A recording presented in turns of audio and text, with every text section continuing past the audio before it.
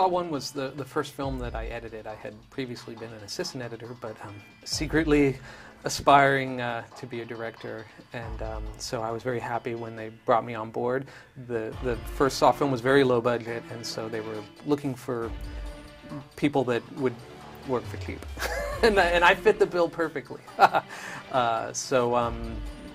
You know, once they got success with the first film, then they continued to make them, and I was lucky enough that they continued to hire me. So then ultimately, I was ready to move on from the Saw franchise after Saw 3, but they made a deal with me to stay on as editor, and then they would let me direct Saw 6. So it's been a big part of my professional life. Not surprisingly, we pick up right where the previous Saw film left off.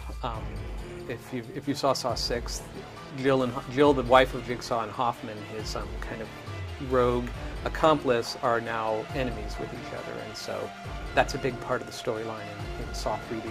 But we've got so many different things going on. There are a lot of narrative threads that are interweaving. We've got the return of Dr. Gordon, the Cary Elwes character that we really have only seen in the first Saw. We have a new character played by Sean Patrick Flanery, who is a person who wrote a book about his jigsaw trap experience and has now become a kind of self-help guru. He has a major role to play. We have a great new police character named Gibson. So there's a lot of different things going on in the film. You know, the 3D didn't necessarily affect the story per se that much. We obviously were always trying to imagine great ways to exploit the 3D technology, but at the end of the day, it's a Saw movie, so the story itself is kind of along the lines of the sort of thing that we've seen in the past, because we really wanted to be true to what Saw really is, and not just turn it into a marketing scam, as it were. But I think that we used the 3D well within that framework to make the traps look much more rich, and from time to time have fun by throwing some flesh and blood directly into the face of the audience. Well, Nightmare on Elm Street had great legs as well, as you know, but I think that perhaps the intent of our main character, Jigsaw, has a little bit more depth than a lot of horror films. He's not really out for vengeance, although I think subliminally there's a bit of that. Really, he's trying to teach people a moral lesson. Now, this is in his mind. Not that many people really would get a moral lesson out of Jigsaw's traps, although you will meet a few when you watch Saw 3D.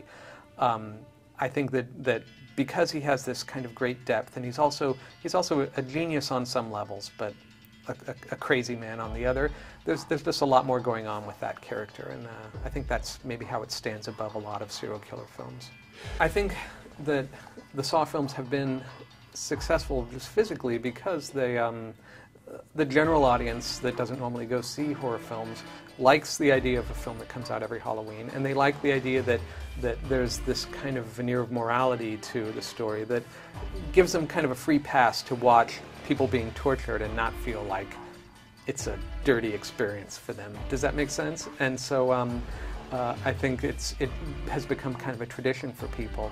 Also, until last year, we were lucky enough that no other horror films tried to come out at the same time as us. So we really had Halloween to ourselves for a long time. So that's a big part of the success.